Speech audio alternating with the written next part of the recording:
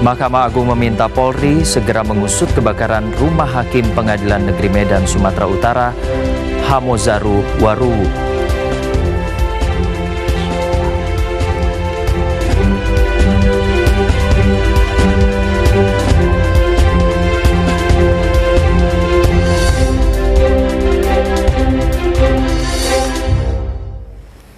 Halo, selamat malam saudara, berjumpa lagi dalam Klik Indonesia Malam. Selain dua laporan utama tadi, kami masih memiliki sejumlah informasi pilihan lainnya yang sudah kami rangkum sepanjang hari ini. Bersama saya Farhan Rahman, inilah Klik Indonesia Malam selengkapnya.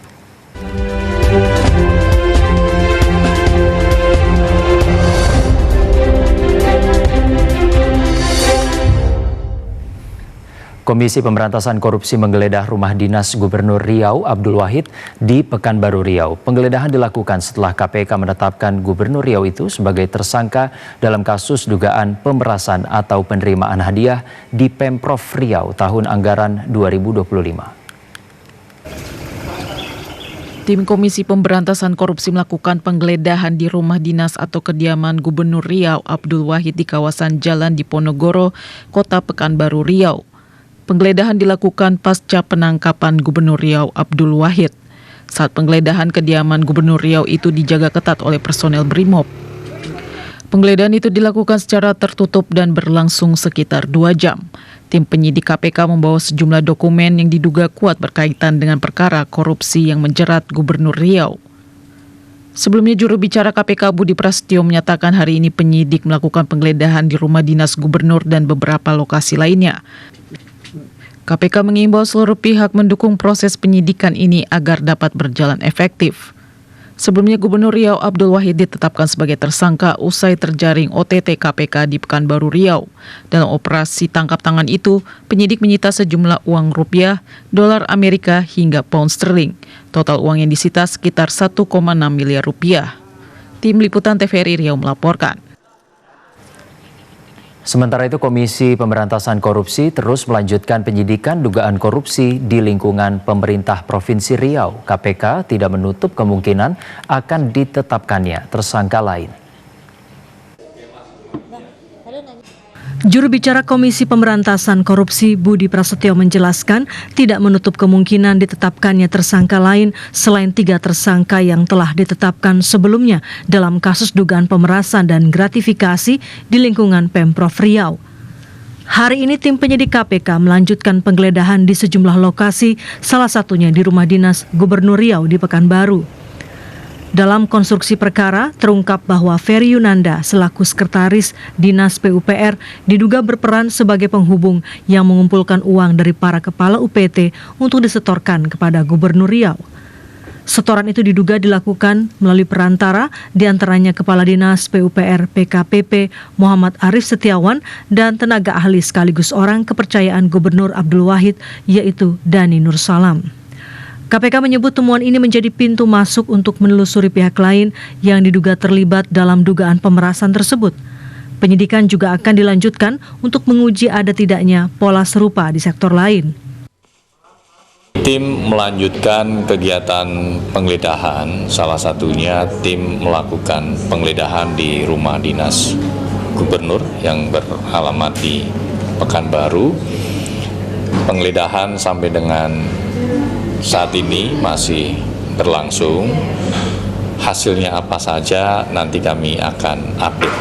Namun yang pasti dalam kegiatan penggeledahan tim tentu mencari bukti-bukti tambahan dan petunjuk lainnya untuk kemudian bisa mengungkap lebih terang perkara ini. KPK mengimbau semua pihak untuk mendukung proses penyidikan agar penegakan hukum dapat berjalan dengan baik.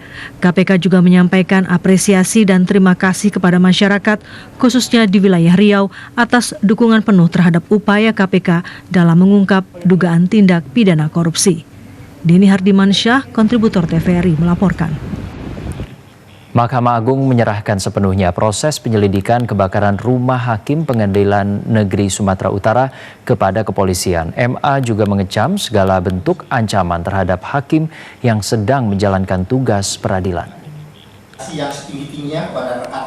Mahkamah Agung mengecam segala bentuk ancaman, baik langsung maupun tidak langsung, terhadap hakim yang sedang menjalankan tugas peradilan. PLT Kabiro Hukum dan Humas Mahkamah Agung Sobandi menyatakan Kapolda Sumatera Utara Irjen Polisi Wisnu Hermawan Februanto saat ini tengah menindaklanjuti kasus tersebut. Ia juga menjelaskan pihak kepolisian juga telah mengerahkan pengawalan untuk Hakim Kamozaro dan keluarganya. Sementara itu, Ketua Pengurus Pusat Ikatan Hakim Indonesia atau PPIKHI, Yasardin mengatakan Hakim Pengadilan Negeri Sumatera Utara, Kamozaro Waruru, saat ini tengah menangani perkara yang menjadi sorotan publik di wilayah Sumatera Utara. Yasardin menekankan apabila terbukti ada kaitannya antara kebakaran rumah dengan tugas peradilan yang sedang ditangani oleh Kamozaro, maka ini merupakan bentuk teror terhadap sistem peradilan itu sendiri. Akibat kebakaran tersebut, semua penyimpanan dokumen serta barang berharga terbakar, hanya tinggal baju di badan saja. Atas musibah dan kejadian tersebut, Pengurus Pusat Ikatan Hakim Indonesia menyatakan turut berduka yang mendalam dan berharap aparat yang berwajib untuk melakukan penyidikan penyebab kebakaran tersebut agar dilakukan penyidikan yang sungguh-sungguh. Diketahui rumah pribadi Kamozaro Waruru, Hakim Tindak Pidana Korupsi atau Tipikor di Pengadilan Negeri Medan yang menyidangkan perkara korupsi di Dinas PUPR Sumatera Utara terbakar pada Selasa 4 November 2025. Faisal Reza, kontributor TVRI, melaporkan. Badan Narkotika Nasional dan Polri menggerebek lokasi peredaran narkoba di Kampung Bahari, Jakarta Utara dan mengamankan sejumlah orang yang diduga sebagai bandar dan penyalahguna narkoba. Aparat gabungan dari Badan Narkotika Nasional dan Brimo Polri beratribut lengkap, senjata serta gas air mata menggerebek sebuah rumah di Kampung Bahari, Tanjung Priuk, Jakarta Utara. Dari penggerebekan tersebut, petugas menangkap sejumlah orang yang diduga sebagai bandar narkoba. Upaya penggerebekan itu sempat mendapat perlawanan dari warga dengan menembakkan petasan. Petugas berhasil mengantisipasi gangguan ketertiban tersebut dan operasi pemberantasan narkoba bisa berjalan terkendali. Ada beberapa titik yang disinyalir daerah rawan narkoba, diantaranya bangunan atau kos-kosan, serta lapak di rel kereta api di kawasan tersebut. Dari lokasi itu, petugas berhasil mengamankan barang bukti narkoba dan membawa sejumlah terduga bandar dan penyalahguna narkoba. Faisal Reza, kontributor TVRI, melaporkan. Kapolri Jenderal Polisi Listio Sigit Prabowo mengungkap temuan 87 kontainer pelanggaran ekspor produk turunan CPO dalam operasi gabungan Bea Cukai, Ditjen Pajak, Kemenq, dan Satgasus Optimalisasi Penerimaan Negara Polri. Kapolri menyatakan penindakan tersebut merupakan instruksi Presiden Prabowo Subianto untuk mengurangi potensi terjadinya kerugian negara. Kapolri Jenderal Polisi Listio Sigit Prabowo menegaskan, pengungkapan ini merupakan tindak lanjut dari instruksi Presiden Prabowo Subianto agar aparat melakukan langkah tegas dalam mengurangi potensi kerugian negara akibat manipulasi ekspor. Kapolri menjelaskan Satgasus yang dibentuk Polri langsung bersinergi dengan Bea Cukai dan Ditjen Pajak untuk melakukan pendalaman terhadap pola ekspor yang terindikasi menyimpang. Alhamdulillah, sesuai dengan arahan dan perintah dari Bapak Presiden, Bapak Prabowo Subianto terkait dengan upaya untuk terus mengurangi potensi terjadinya kebocoran negara, maka kami Polri membentuk Satgas Optimalisasi Penerimaan Negara. Alhamdulillah hasil kerjasama dengan Dirjen Bea Cukai, Dirjen Pajak, beberapa waktu yang lalu telah dilakukan kegiatan pendalaman dengan sistem mirroring analisis Satgasus terhadap PT MMS terkait dengan adanya lonjakan yang luar biasa dari ekspor komoditas petimeter dibandingkan dengan tahun-tahun sebelumnya. Kapolri Jenderal Polisi Listio Sigit Prabowo menyatakan, kolaborasi lintas lembaga ini menjadi dasar penelusuran terhadap aktivitas ekspor perusahaan yang menunjukkan anomali. Kapolri menjelaskan lonjakan tersebut menjadi indikator kuat adanya kejanggalan sehingga dilakukan analisis dan verifikasi mendalam.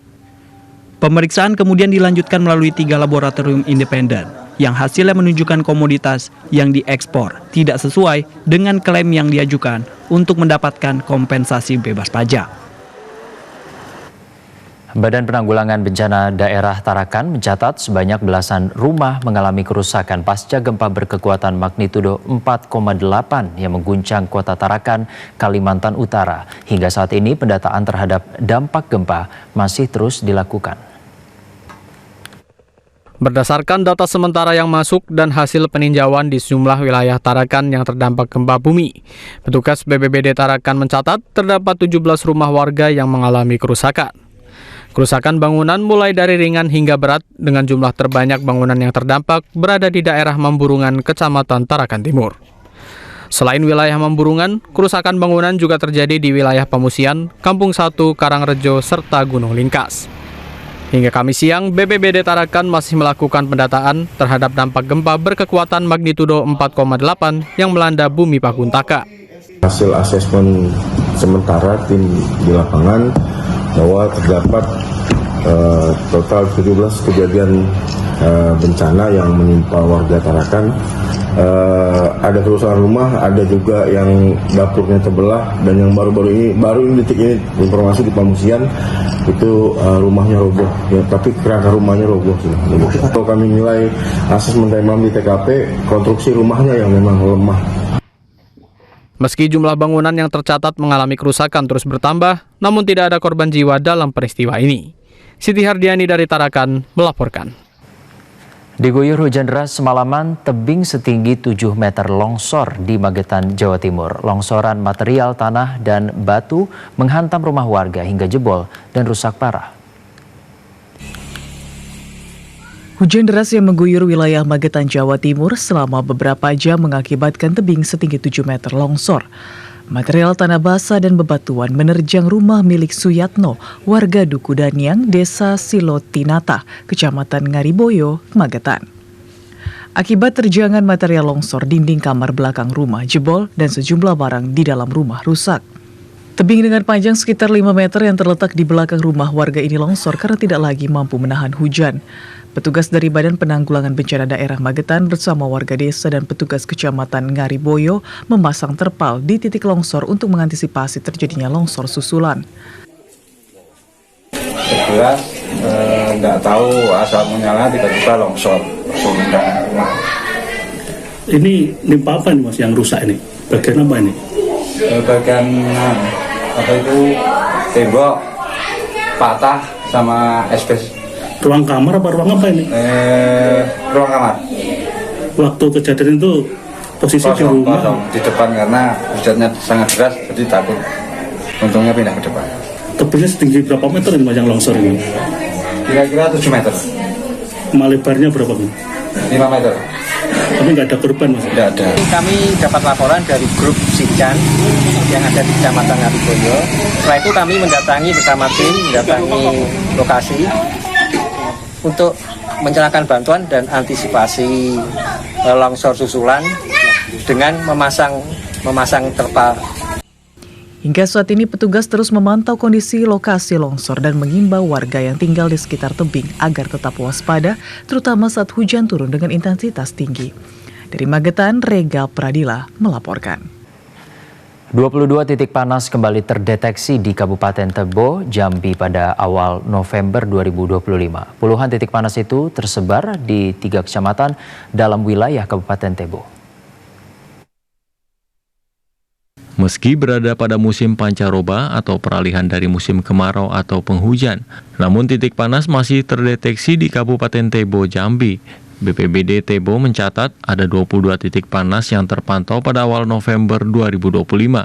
22 titik panas itu tersebar di 3 kecamatan, yakni Kecamatan Tebo Ulu, Sumai, dan Muara Tabir. Titik panas yang tersebar di 3 kecamatan itu berpotensi dapat memicu terjadinya kebakaran hutan dan lahan, karhutla. Di hotspot, 22 titik hotspot itu terdapat di Kabupaten Tebo yang tersebar dari 7 kota, Sumai, kemudian Muara Tabir. Kami menghimbau pada para pemilik kebun atau yang petani yang ingin membuka kebun tetap memproses pembukaan kebun, jangan sampai dibakar. Hamdani menambahkan pihaknya terus memantau perkembangan cuaca dan potensi kebakaran lahan dengan berkoordinasi dengan pihak kecamatan. Masyarakat diimbau untuk tidak membuka lahan dengan cara membakar dan segera melapor apabila menemukan asap atau api di sekitar pemukiman dan area perkebunan. Intizam TVRI Jambi melaporkan. Menteri Energi dan Sumber Daya Mineral Bahlil Lahadalia melaporkan kepada Presiden Prabowo Subianto mengenai progres 18 proyek hilirisasi strategis nasional. Menteri ESDM menegaskan uji kelayakan 18 proyek hilirisasi ditargetkan rampung awal Desember 2025. Menteri Energi dan Sumber Daya Mineral Bahlil Lahadalia telah melaporkan kepada Presiden Prabowo Subianto mengenai progres 18 proyek hilirisasi strategis nasional. Kementerian SDM juga telah menyerahkan dokumen uji kelayakan 18 proyek hilirisasi kepada Badan Pengelola Investasi dan Antara Indonesia pada Juli 2025 lalu. Menteri SDM Bahlil menjelaskan 18 proyek hilirisasi, salah satunya termasuk proyek ekosistem baterai mobil listrik terintegrasi dari hulu hingga hilir. Tadi kami sudah membicarakan setelah pulang dari Cilegon, arahan Bapak Presiden dari 18 proyek yang sudah selesai pra-FS dan sudah dibicarakan dengan Danantara, tadi Pak Rosan juga, kita akan selesaikan di tahun ini untuk semuanya, dan di 2026 langsung pekerjaan lapangan bisa berjalan. Tujuannya apa? Dengan kita melakukan percepatan 18 proyek yang nilai investasinya hampir 600 triliun, maka ini akan menciptakan pertumbuhan ekonomi, menciptakan lapangan pekerjaan, dan produk-produknya itu menjadikan sebagai substitusi impor. Menteri SDM Bahlil Lahadalia menegaskan proyek hilirisasi akan terus berkembang tidak hanya di bidang petrokimia, namun juga sektor mineral, migas hingga energi baru terbarukan. Salah satu fokus utama dari paket proyek hilirisasi adalah pembangunan industri kendaraan listrik yang terintegrasi secara lengkap. Proyek ini tidak hanya mencakup produksi kendaraan tetapi juga seluruh ekosistem pendukungnya. Menteri Kelautan dan Perikanan Sakti Wahyu Trenggono mengatakan pemerintah menargetkan penyelesaian pembangunan 65 titik kampung nelayan merah putih pada 2025 sebagai bagian dari upaya meningkatkan kesejahteraan masyarakat pesisir. Pembangunan kampung nelayan telah mencapai sekitar 30%. Tahun ini dari 65 mudah-mudahan bisa. Menteri Kelautan dan Perikanan Sakti Wahyu Trenggono telah melaporkan progres pembangunan kampung nelayan kepada Presiden Prabowo Subianto di Komplek Istana Kepresidenan Jakarta 6 November 2025. Menteri Kelautan dan Perikanan Sakti Wahyu Trenggono menjelaskan pembangunan kampung nelayan telah mencapai sekitar 30%. Presiden Prabowo Subianto juga telah menginstruksikan Kementerian Kelautan dan Perikanan untuk melakukan pengembangan budidaya perikanan di darat. Kampung nelayan nantinya mencakup sarana dan prasarana produksi, balai pelatihan dan pelaksanaan pelatihan, serta pusat UMKM dan pasar ikan. Nantinya juga akan dilakukan perluasan budidaya yang akan dijalankan di skala nasional. Program pengembangan budidaya ditargetkan berjalan secara bertahap dan selesai dalam 2 tahun ke depan. Diketahui untuk tahap pertama di tahun 2025 pemerintah telah menganggarkan 1,34 triliun rupiah untuk pembangunan 65 kampung nelayan.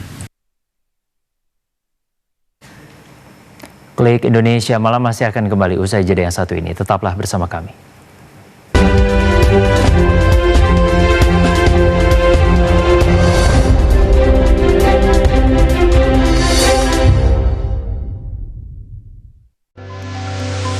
Menelaah dan menelusuri sejarah peradaban umat muslim di Indonesia.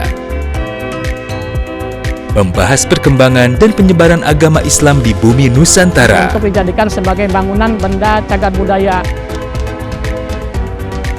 Kemudian akan berakhir kemana? Atau kalau dalam filosofi Jawa itu sangkan paraning dumadi.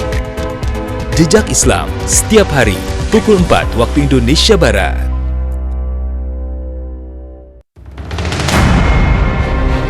Setiap hari laut terus mengikis untuk melakukan konservasi mangrove di sana. Menanam mangrove berarti menanam masa depan.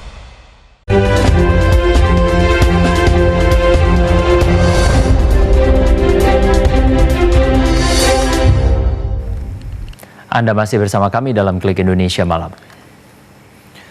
Komoditas udang Indonesia akhirnya kembali diizinkan masuk ke pasar Amerika Serikat setelah sempat tertahan akibat dugaan kontaminasi zat radioaktif cesium-13. Hanya dalam waktu 3 bulan sejak notifikasi impor pertama diterima, pemerintah berhasil memulihkan kembali kepercayaan otoritas Amerika Serikat terhadap produk perikanan nasional. Kepala Badan Pengendalian dan Pengawasan Mutu Hasil Kelautan dan Perikanan atau BPPM-HKP Kementerian Kelautan dan Perikanan Ishartini mengungkapkan bahwa kasus ini bermula pada 19 Juli 2025 ketika pemerintah menerima notifikasi impor dari otoritas Amerika Serikat terkait dugaan kontaminasi. Kemudian situasi semakin mendesak pada 14 Agustus 2025 ketika Amerika Serikat mengeluarkan peringatan impor pertama. KKP segera menindaklanjuti dengan melakukan analisis akar masalah dan melakukan joint inspection bersama otoritas terkait. Namun pada 3 Oktober, Amerika Serikat mengeluarkan peringatan impor kedua yang memuat daftar merah atau red list dan daftar kuning atau yellow list untuk udang asal Indonesia. KKP pun segera menjalin komunikasi intensif dengan US Food and Drug Administration atau US FDA guna menyepakati prosedur ekspor bagi komoditas yang masuk yellow list. Setelah berupaya keras, pada 9 Oktober, KKP resmi diakui sebagai certifying entity oleh pemerintah Amerika Serikat yang memberi kewenangan untuk menerbitkan sertifikat bebas cesium-137 bagi setiap produk udang yang akan diekspor. Kita sudah publikasikan semua ya, bagaimana strategi kontrol udang Indonesia ini yang masuk ke Amerika sudah dimasukkan di dalam websitenya KKP, sehingga kita targetkan seluruh para pelaku usaha, unit pengolahan ikan tentunya, dan juga seluruh masyarakat bisa memahami ya. Jadi ini yang kita lakukan untuk mengakselerasi kita penyediaan peralatan, laboratorium, dan kompetensi para petugas ya. Kepala BPPM-HKP KKP Ishartini mengungkapkan, kasus dugaan kontaminasi ini bersifat sangat lokal dan hanya berasal dari wilayah Cikande, Banten. Namun untuk memenuhi ketentuan US FDA, KKP sementara menerapkan pengawasan ketat terhadap seluruh produksi udang di wilayah Jawa dan Lampung. Kementerian Kebudayaan meraih penghargaan di ajang Detik Jatim Awards 2025. Penghargaan itu diraih karena Kementerian Kebudayaan dinilai cukup baik dalam menjadi fasilitator hak penghayat dan penguatan masyarakat adat. Kementerian Kebudayaan melalui Direktorat Bina Kepercayaan terhadap Tuhan Yang Maha Esa dan Masyarakat Adat, Direktorat Jenderal Perlindungan Kebudayaan dan Tradisi meraih penghargaan dari Detik Jatim Award 2025. Penghargaan ini diterima atas kinerjanya dalam berperan mengimplementasikan amanat konstitusi serta memastikan hak-hak dasar komunitas penghayat kepercayaan terhadap Tuhan Yang Maha Esa terpenuhi. Penghargaan diberikan atas keberhasilan Kementerian Kebudayaan sebagai penggerak dan fasilitator hak-hak dasar komunitas penghayat kepercayaan terhadap Tuhan Yang Maha Esa agar terpenuhi. Selain itu, Kementerian Kebudayaan dinilai berhasil menjadikan Provinsi Jawa Timur, khususnya Kota Surabaya, sebagai tuan rumah Sarasehan Nasional Penghayat Kepercayaan pada tahun 2025. Direktur Bina Kepercayaan terhadap Tuhan Yang Maha Esa dan Masyarakat Adat Syamsul Hadi menyatakan, pihaknya siap mendukung kerjasama dalam mendorong upaya-upaya pemenuhan hak konstitusional, hak sipil, dan layanan pendidikan dan kebudayaan di Indonesia.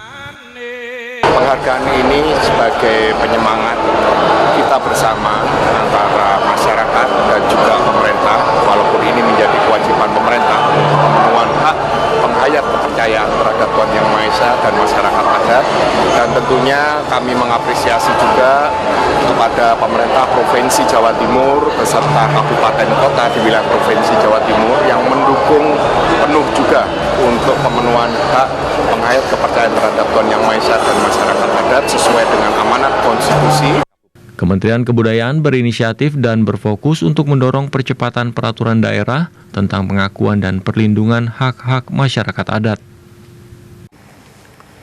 Akibat saluran irigasi Batang Gadis rusak, ratusan hektar lahan sawah warga di Kecamatan Panyabungan, Mandailing Natal, Sumatera Utara terancam gagal tanam. Sudah 4 bulan terakhir saluran irigasi Batang Gadis rusak di bagian sipon dan tumpukan material lumpur membuat air saluran irigasi tidak mengalir ke beberapa lahan persawahan warga di beberapa desa di Kecamatan Panyabungan, Kabupaten Mandailing Natal, Sumatera Utara. Akibat kerusakan saluran irigasi membuat petani tidak turun ke sawah di masa tanam kali ini. Ratusan hektar lahan sawah warga di Kecamatan Panyabungan terancam gagal panen, bahkan sebagian petani sudah mengalihkan lahan mereka menjadi kebun hortikultura agar tetap bisa dimanfaatkan mereka. Selain mengancamkan lahan pertanian warga, air saluran irigasi selama ini dimanfaatkan warga untuk kebutuhan air ke masjid dan MCK di Desa Gunung Barani. Kepala Desa Gunung Barani, Faisal Nasution, mengatakan dampak kerusakan sipon dan tumpukan material lumpur di saluran irigasi dikeluhkan sejumlah warga yang memanfaatkan air dari irigasi tersebut. Masalah air yang terjadi penyumbatan di sipon yang ada di Desa Gunung Tua. Harapan kita secepatnya lah diperbaiki biar masyarakat bisa turun ke sawah. Soalnya kata mereka ini udah mulai bagus hasil tanam padi. Ini terkendala lagi sama air. Kepala Desa Gunung Barani telah mengirimkan surat kepada pemerintah daerah untuk melakukan perbaikan dan meninjau ke lokasi sipon yang patah dan tumpukan material lumpur di Desa Gunung Tua, Kecamatan Panyabungan. Muhammad Agus Salim dari Mandailing Natal melaporkan.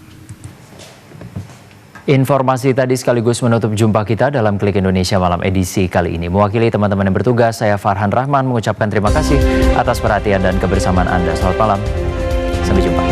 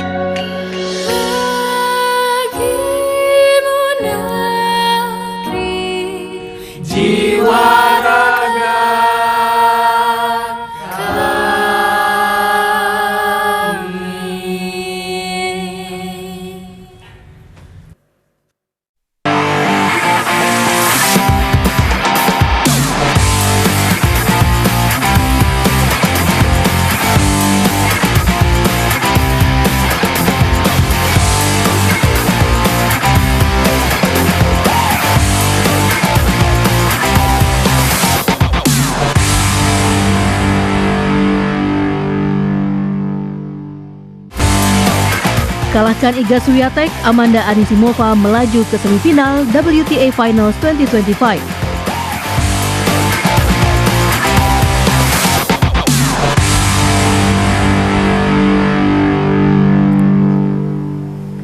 Pemirsa, selamat malam. Jumpa lagi di Monitor Olahraga. Selama 30 menit ke depan, kami akan menyajikan informasi menarik dari dunia olahraga, baik dari dalam negeri maupun mancanegara bersama saya, Zara Masid. Informasi selengkapnya tetap di Monitor Olahraga.